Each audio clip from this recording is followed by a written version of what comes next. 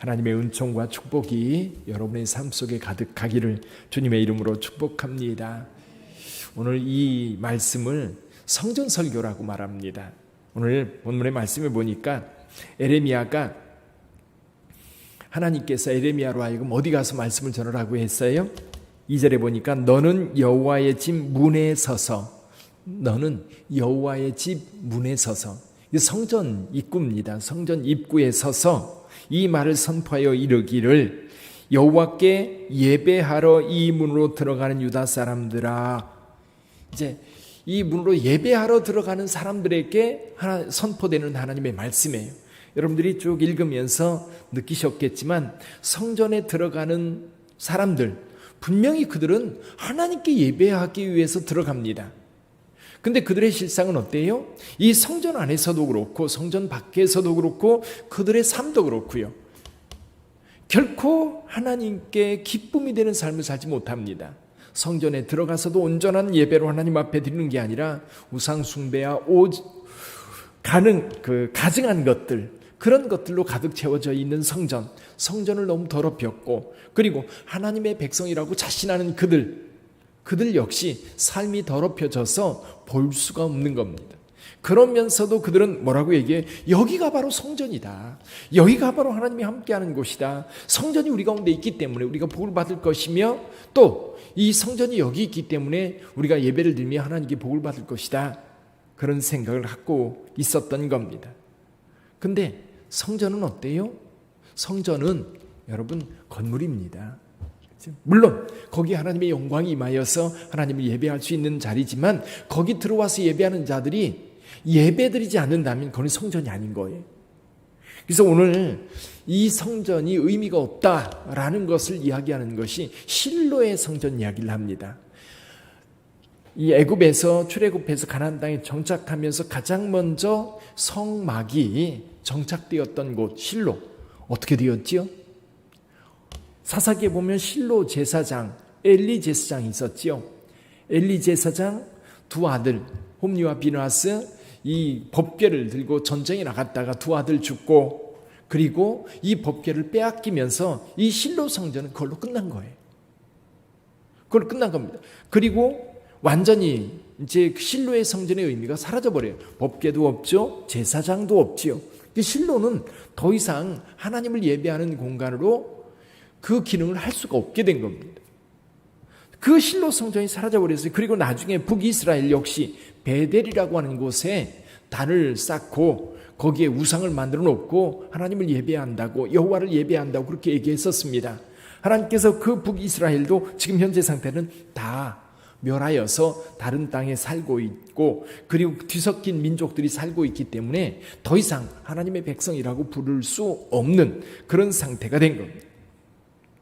자, 그렇다면 지금 에레미야가 성전에 들어가서 예배하는 그들을 향해서 외치는 말씀이 뭐냐면 하나님의 말씀대로 살아라.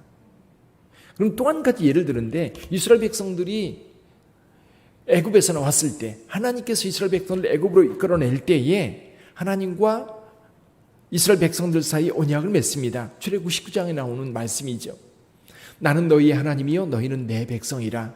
그럴 때에 하나님께서 이렇게 말씀하시지 않았다는 거예요. 번제와 화목제를 드리라. 그러면 너희는 내 백성이 되고 나는 너희의 하나님이 되리라. 그렇게 말씀하지 않았다는 거예요. 그럼 뭐라고 말씀하셨느냐는 거예요. 하나님의 말씀을 지키라는 거예요. 한번 볼까요? 3절을 한번 읽어보죠. 3절 같이 읽어봅니다. 만군의 여호와 이스라엘의 하나님께서 이와 같이 말씀하시되 너희 길과 행위를 바르게 하라. 그리하면 내가 너희로 이곳에 살게 하리라. 아멘. 여기 보면 내가 너희로 이곳에 살게 하리라. 아마도 지금 이 말씀을 듣고 있는 유다 백성들은 그렇게 생각할 거예요. 우리가 어디 갔냐? 지금 여기 살고 있지 않냐?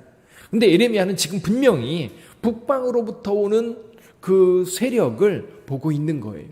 지금 바벨론이 일어나서 이제 유다를 침범하게 될 거고, 이 유다에 사는 사람들이 다 바벨론으로 옮겨질 것을 하나님으로부터 말씀을 들었어. 그러니까 에레미야는 여기 살 수 있다라고 하는 것이 어떤 의미인지 본인은 분명하게 깨닫고 백성들에게 선포하는데 백성들은 못 느끼는 거예요. 너희가 하나님의 말씀을 따라 바르게 살면 여기서 영원히 살 것이다. 근데 이 유다 백성들은 뭐라고 얘기해요? 너희는 이것이 여호와의 성전이라, 여호와의 성전이라, 여호와의 성전이라 계속 여기 3번 반복하고 있는데, 여기가 여호와의 성전이기 때문에 우리가 그 하나님과 함께하고 있다. 그러나 에레미야 선지자가 볼 때 그들은 가증한 자들인 거예요.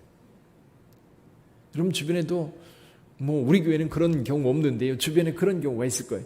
분명히 교회 직분을 가지고 있어요. 교회에서 집사라고 불리고 권사라고 불리고 또 장로라고 불리고 또 어느 교회 교육자라고 불립니다.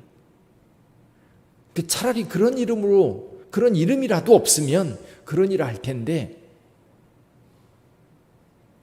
오히려 세상 사람도만 못한 그런 악한 사람들, 그런 거짓말과 그리고 부정한 삶을 살아가는 그런 경우 간혹 보입니다. 아마 에레미야 시대에는 온 국민들이, 그리고 거기 성전에 있는 제사장들이 아마 다 그런 삶을 살고 있었던 것 같아요. 그래서 말씀합니다. 5절입니다. 5절, 6절 같이 읽어봅니다. 너희가 만일 길과 행위를 참으로 바르게 하여 이웃들 사이에 정의를 행하며 이방인과 고아와 과부를 압제하지 아니하며 무죄한 자의 피를 이곳에서 흘리지 아니하며 다른 신들 뒤를 따라 화를 자초하지 아니하면. 여기 만일 길과 행위를 바르게 하는 게 뭐냐라는 거예요. 길과 행위를 바르게 하는 거에 뭐냐? 그게 번제냐? 그리고 화목제를 드리는 거냐? 물론 제사도 하나님 앞에 정성껏 드려야 됩니다. 진심으로 하나님 앞에 드려야 됩니다. 그런데 삶이 따르지 않는 제사는 가증한 제사인 거예요. 거짓된 제사인 거예요. 그래서 예수님께서 뭐라고 말씀하셔요? 제물을 들고 성전에 가다가 형제에게 원망 들을 만한 일이 있으면 놓고 가서 화해하고 와서 하나님 앞에 드려라. 그게 뭐냐면 화해하는 것 자체가 하나님을 예배하는 겁니다. 하나님 앞에 서서 하나님께 내 자신을 드리는 건데, 이 세상 사람들과 갈등 속에서 악한 행위를 통해서 그 마음을 가지고 그리고 남을 괴롭히면서 그리고 행동이 영 하나님의 말씀하고는 상관없는, 여기 나오는 것처럼 고아와 과부를 압제하고 불의를 행하고 악한 피를 흘리고 우상 숭배하면서 또 성전에 가서 제사를 드린다고 할 때 하나님이 그거 받으시겠는가? 하나님께서 그거 기뻐하시겠는가? 에레미야의 메시지는 분명합니다. 삶부터 바꿔라 이거예요. 행동부터 바꿔라 이거예요. 행동이 따르지 않는 신앙은 무의미합니다. 그래서 우리 개신교가 역사 속에서 좀 오류에 빠졌던 적이 있어요. 그 오류가 뭐냐면 믿음으로 구원받는다라고 하는 것을 강조하다 보니까 믿음만 있는 거예요. 이런 거예요. 하루 종일 일주일 내내 날마다 밤이면 술판에 못된 짓 하다가 주일 되면 아침에 아직도 술이 덜 깬 상태에서 교회 오는 거예요. 오늘 가서 주님 앞에 용서를 구하면 다 리셋, 다 용서되고, 그리고 이제 세상에 나가서 또 그 짓 하는 거예요. 그런 일들이 있었어요. 개신교. 그게 오해입니다, 오해. 믿음으로 구원받았으면 구원받은 백성들은 옛날 삶으로 돌아갈 수 없는 거예요. 그 거짓된 삶으로 돌아갈 수 없는 거예요. 그 악한 자의 삶으로 돌아갈 수 없는 거예요. 우상 숭배로 돌아갈 수 없는 거예요.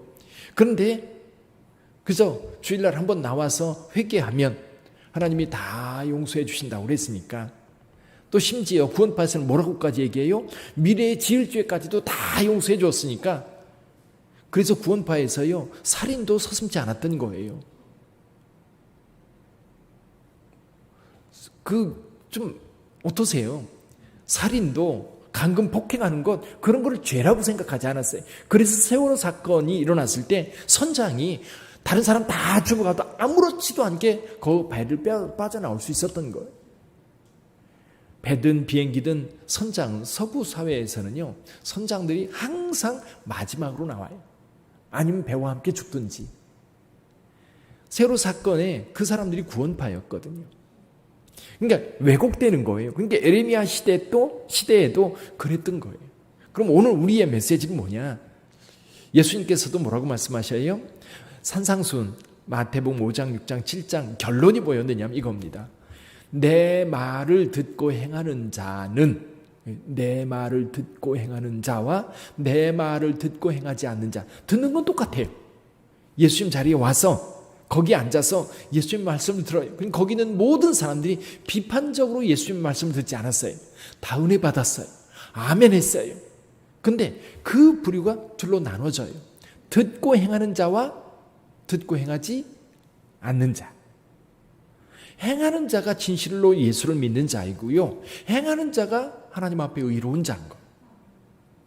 행동으로 나타나지 않는다는 얘기는 믿지 않는다는 얘기고요. 행동으로 나타나지 않는다는 얘기는 불신한다는 거예요. 불신하니까 안 하는 거예요. 아멘, 좋죠. 우리가 주변에서 사람들하고 이야기할 때 그러잖아요. 서로 대화를 합니다. 아, 맞아, 맞장구 쳤어요. 근데 돌아서 가지고 맞다고 한 그 동의한 것을 따라서 행동으로 옮기느냐? 그건 다른 문제거든요. 물론 세상 일들이야 뭐 그럴 수 있다 하지만 하나님의 말씀을 들은 하나님의 백성들은 그 말씀을 마음에 간직하고 비록 실수도 해요. 때로 잊어버리기도 해요. 하려고 보니까 자존심도 있고 때로는 체면도 있고 해서 하지 못할 때도 있어요. 그러나 하나님의 백성들은요, 그 하나님의 말씀을 가슴에 채워놓고 있으면 점점 하나님의 말씀의 사람으로 바뀌어가는 거예요. 근데 이 유대인들은 그게 아니에요. 아예 하나님의 말씀을 들으려고 하지도 않고 따르려 하지도 않아요. 그리고 다만 자기네들이 성전에 들어간다는 것만으로 만족하고 그것만으로 하나님의 백성이라고 자부하는 겁니다. 그런데 성전에 들어가나 나오나 불의가 가득한 상황.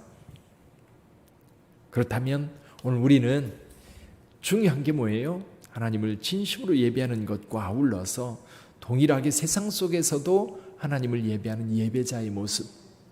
그래서 여기 5절 6절에서 만일 길과 행위를 참으로 바르게 하는 것, 그게 뭐냐? 하나님 말씀 실천이에요. 아멘. 여기 보면 두 가지, 하나님을 향한 계명, 인간을 향한 계명. 특히 여기 우상에 관련된 것은 하나님과의 관련된 계명에서 우상을 버리는 거라고 한다면 이웃사랑, 이웃 사이에 정의를 행한다고 하는 것이 바로 이웃사랑이에요.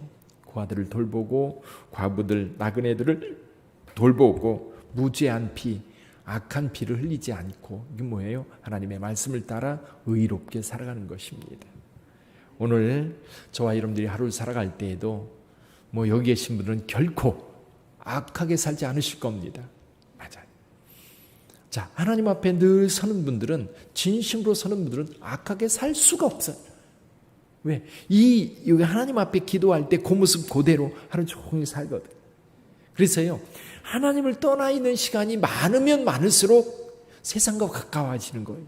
근데 하나님 앞에 가까이 오려고 하는 시간들이 많아지면 많아질수록 내 삶도 점점 달라지는 거예요. 하나님 앞에 나올 때 하나님을 대면하여 서는 것처럼 진심으로 하나님 앞에 선다면 우리 삶은 하나님 앞에 거룩한 자의 삶을 지켜가게 되는 줄 믿습니다. 그래서 이 새벽에 나온 여러분들은 우리 구역 식구들, 우리 가족들, 또 우리 동료들, 또 우리 기관 식구들 이렇게 살펴보면 이 주님 앞에 가까이 나오려고 하지 않는 분들 계세요. 그래서 저와 여러분들은 끊임없이 권해서 주님 앞에 나와서 주의 말씀 듣고 그 말씀을 따라 살도록 권하고 돕는 것이 우리 성도들의 본분인 줄 믿습니다. 오늘 하루도 하나님의 백성으로 거룩한 삶을 사시기를 주님의 이름으로 축원합니다. 기도하겠습니다.